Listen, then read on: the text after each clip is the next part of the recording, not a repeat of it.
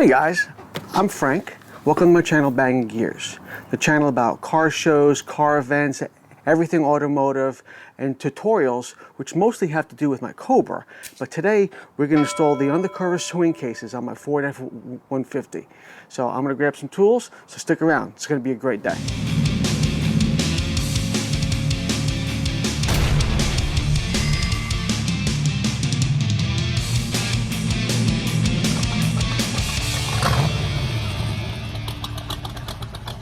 So the first thing I wanted to do was to install the driver's side, because that's the super easiest one, and the passenger is a little more complicated.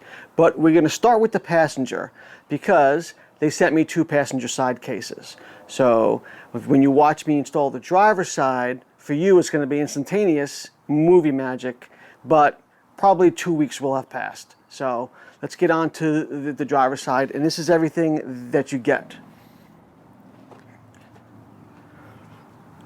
You get 2 spacers, 3 hex bolts, the lock washers to go with the hex bolts, the assembly nuts. You get the truck bracket number 1 and truck bracket number 2, which is your pivot bracket. And then you get the keys for the pivot lock and for the case itself. So let's talk about the case real quick. First off, made in America. Going to be ABS plastic. A lot of people complained that it wasn't aluminum. My problem with the aluminum, even though it doesn't rust, I think if you have anything heavy inside and it bangs around, you're going to get dents on the outside that you're going to see. It's going to distort the actual form of the case. I like the ABS plastic itself. So you have your 2 cup holders and a nice food tray if you're going to be tailgating at all. You got your lock with the case. You turn the lock, the case opens up. First thing you're going to have this little tray that comes out. If you want to store stuff in that, you're going to have a built-in tray here. And you have all this space in here for any of your tools and accessories, jumper cables, all that sort of stuff. I'm going to be putting my trailer hitch in mine. So it's a great product.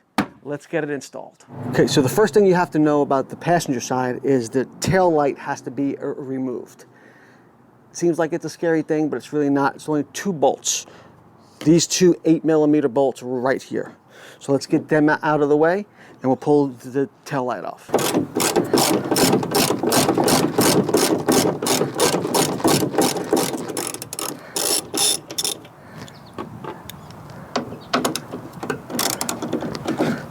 Already the tail light wants to come out, so make sure you hold it as you do the second screw.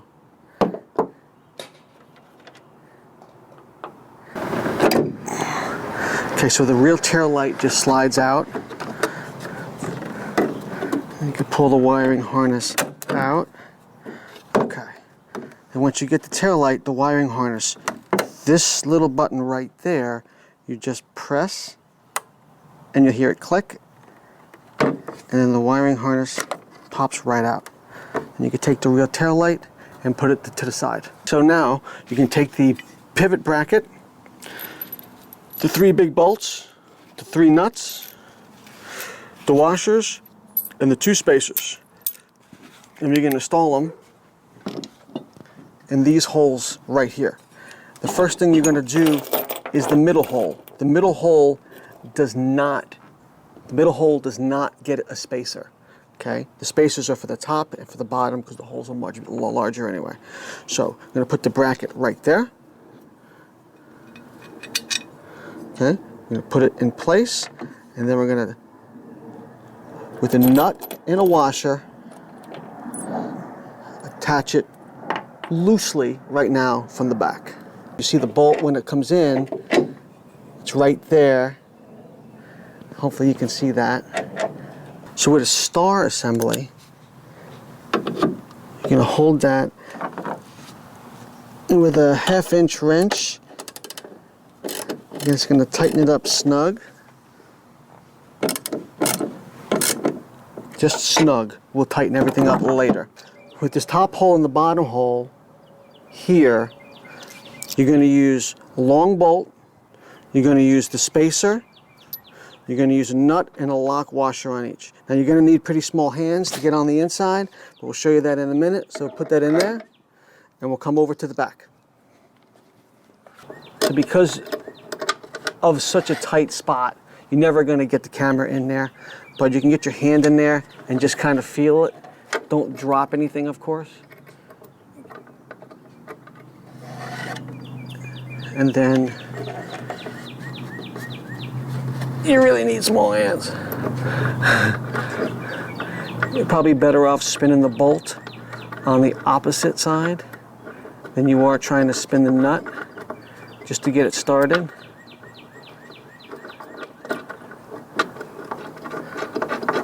Now once we're started,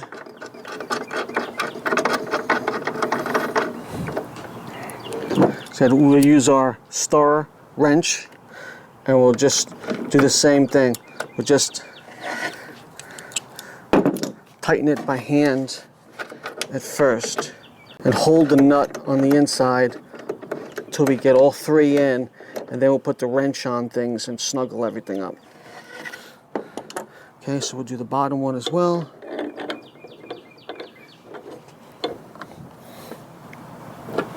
And we'll take the spacer, just like that.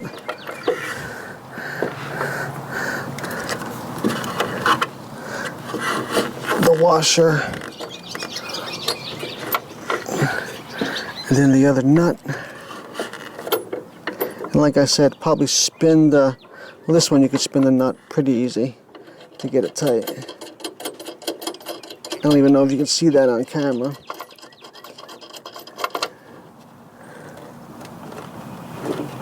Okay, so now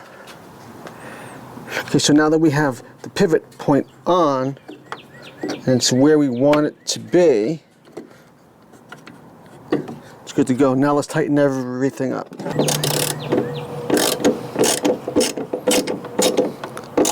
And seat that lock washer.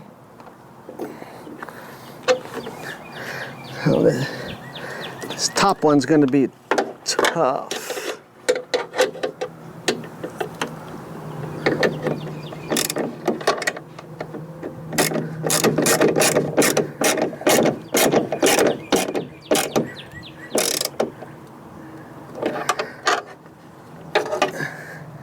The bottom one, not so much.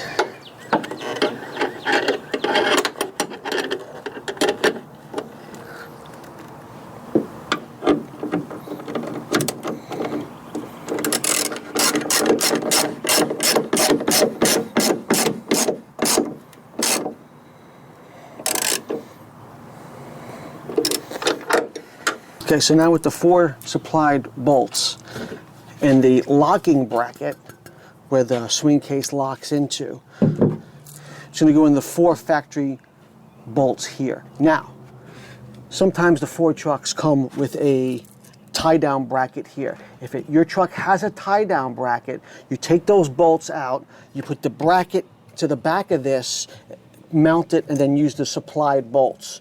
Throw the factory bolts away or save them. But you don't need them for this installation.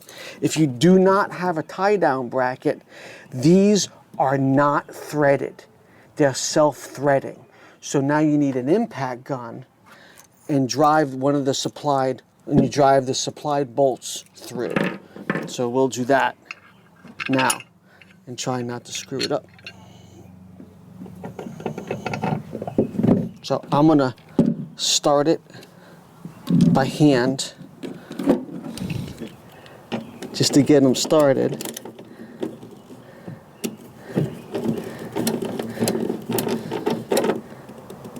And they'll lock up on you because they're not threaded.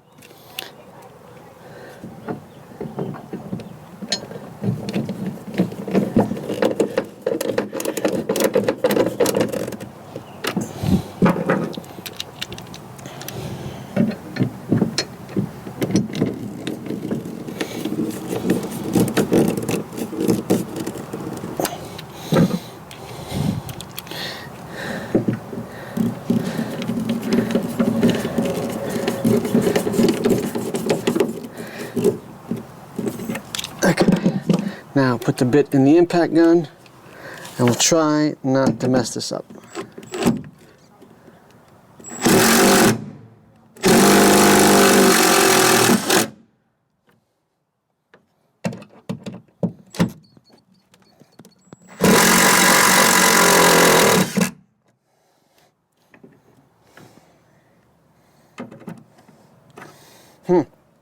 All right, you're gonna run into an issue there. So let me see if I can get an extension. I don't have a extension for the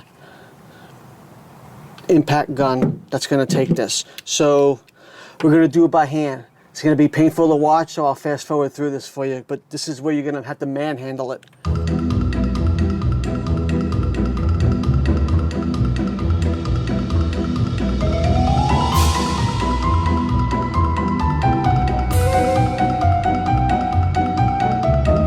Now, I believe we're ready to put the box on.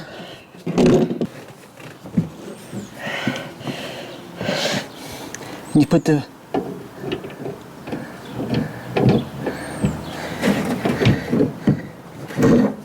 and that's it. And then lock into place. So let me jump down and just show them to you. Okay, so now the case is fully installed. And what you do is you pull this lever right here, and it unlocks the case and it swings out. Okay? I mean, I wouldn't put any weight on it. It's still plastic, but it swings back, locks into place, and stays there.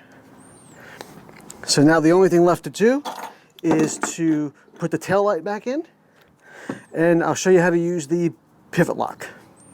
Wiring harness goes right back into place the exact same way. Helps if I put the tail light in correctly. Okay, snaps in. And then this pin, and this pin go into these holes, locking positions right here. And there's one up here. Okay? So if the tail light gives you a hard time coming out, you can use a screwdriver over here and pry it a little bit. But the tail light should go right back in once you get the pins lined up. Once you get the pins lined up, and just give it a good shove. And it's back in. Okay? There you go. Now the tail light's back in. Now you take your bolts, the 8mm bolts you took out from here and here, and you can put them right back on.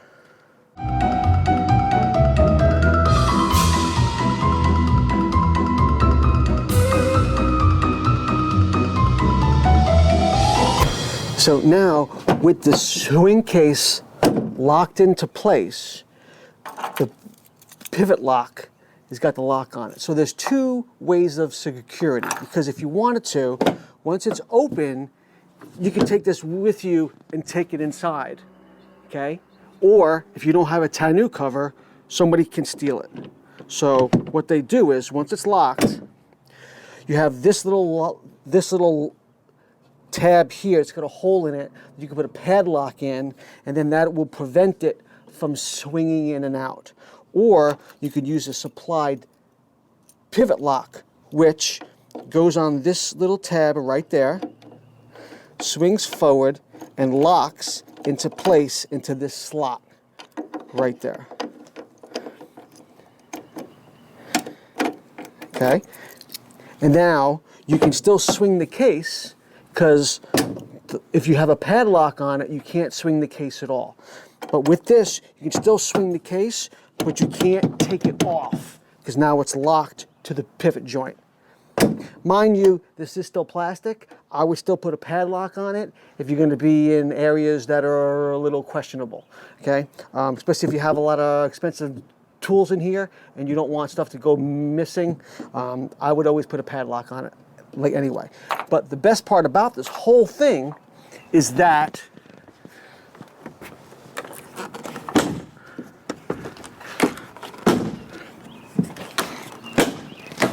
it fits under your tonneau cover, okay? And you can still swing it out and use it without unfolding your cover. So it's a great little tool. It's a great little storage case. I think I'm going to get a ton of use out of it. Like I said, I have one for the driver's side. They sent me 2 passengers, so we're going to do that one next. But for you, it'll probably 2 weeks will have passed. So let's go do the driver's side. So welcome back. So for you, it's instantaneous. For me, about a week and a half has passed and we finally got the driver's side case in. So upon further review of the instructions of that case, it is the exact same installation process as the passenger side.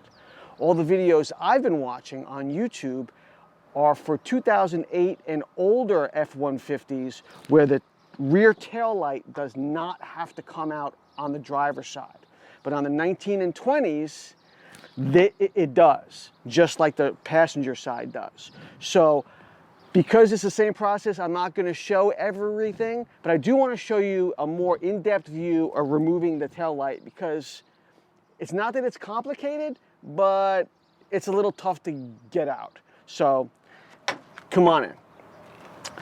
So after you remove the 2 8mm bolts that are here and here, you would just pull the tail light straight out towards you.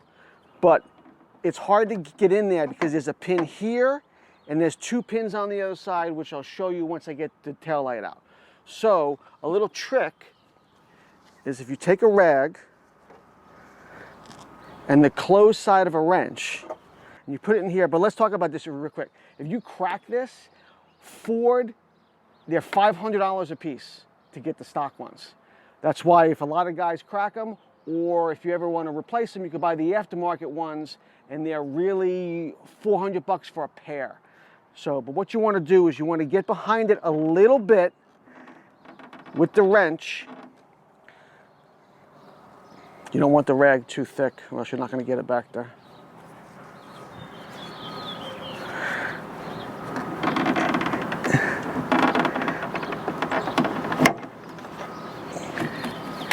Okay, and you just want to slide it up to where that pin is, and you hear it snap, so the pin comes out. Okay, pull the extra wire out, and we'll unclip it, and then I want to show you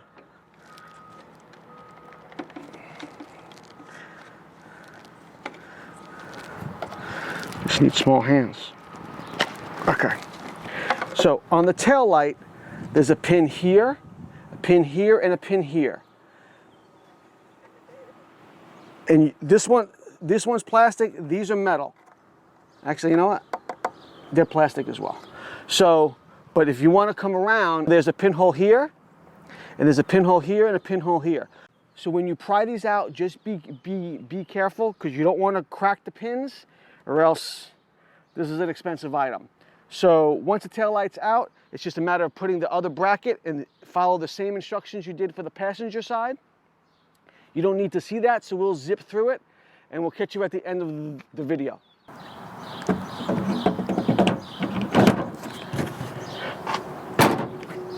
And just like that, it's all done. So this was just an in-depth process on the driver's side of more about the tail light and what it consists of to remove the tail light. But it's the exact same installation process as you've seen earlier in the video on the passenger side. So that's it. It's a great product. It's going to get a lot of use. If you have any questions or comments, leave them to me in the comment section below. And that's it. Thanks for watching, and we'll catch you next time on Bangin' Gear.